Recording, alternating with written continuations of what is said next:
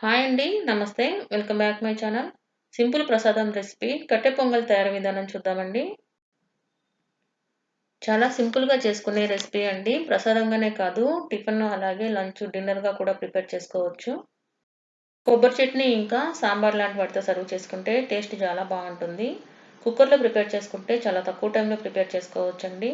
కుక్కర్‌లో ముందుగా ఒక గ్లాసు బియ్యం, అర గ్లాసు పొట్టులేని పెసరపప్పు వేసుకొని 2, 3 సార్లు వీటిని నీళ్ళతో శుభ్రంగా కడుక్కోవాలి. ఒక గ్లాసు బియ్యం, హాఫ్ గ్లాసు పెసరపప్పుకి 5 గ్లాసుల నీళ్లు సరిపోతాయండి. పొంగలి కొంచెం లూజ్‌గా కావాలనుకున్న వాళ్ళు 6 గ్లాసుల వరకు నీళ్ళని పోసుకోవచ్చు. వీటిని 15 నిమిషాలు నానబెట్టుకోవాలి. ఇంకా పప్పు 15 నిమిషాలు నానిన తర్వాత ఇందులో నేను పావు స్పూన్ కన్నా కూడా తక్కువగా పసుపు వేసుకుంటున్నానండి. పసుపు కలర్ కోసం మాత్రమే వేసుకుంటున్నాను. రుచికి సరిపడినంత ఉప్పు కూడా వేసి కుక్కర్ మూత పెట్టుకొని మీడియం ఫ్లేమ్ మీద 4 విజిల్స్ వచ్చే వరకు ఉడికించుకోవాలి. కుక్కర్ 4 విజిల్స్ వచ్చి ప్రెషర్ పూర్తిగా పోయిన తర్వాత మూత ఓపెన్ చేసుకోవాలి. అన్నం ఇంకా పప్పు చక్కగా ఉడికాయి కదండి. గరిటెతో కొంచెం లైట్గా మ్యాష్ చేసుకొని ఈ అన్నాన్ని పక్కన పెట్టుకోవాలి.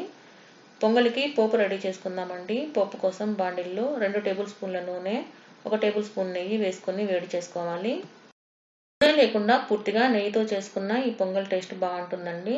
ఇందులో కొంచెం కాజు, 1 స్పూన్ జీలకర్ర, సన్నగా తరిగిన అల్లం ముక్కలు 1 టేబుల్ స్పూన్, 5-6 పచ్చిమిర్చిని కూడా సన్నగా కట్ చేసుకొని వేసుకోవాలి.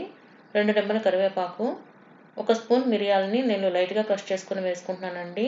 క్రష్ చేయకుండా మిరియాలని డైరెక్ట్గా కూడా వేసుకోవచ్చు. ఇవి కొంచెం లైట్గా కలర్ చేంజ్ అయ్యే వరకు ఫ్రై చేసుకోవాలి. ఇలా ఫ్రై అయిన ఈ పోపులో పావు స్పూన్ ఇంగువ వేసి ఒకసారి బాగా కలుపుకొని స్టవ్ ఆఫ్ చేసేసుకోవాలి.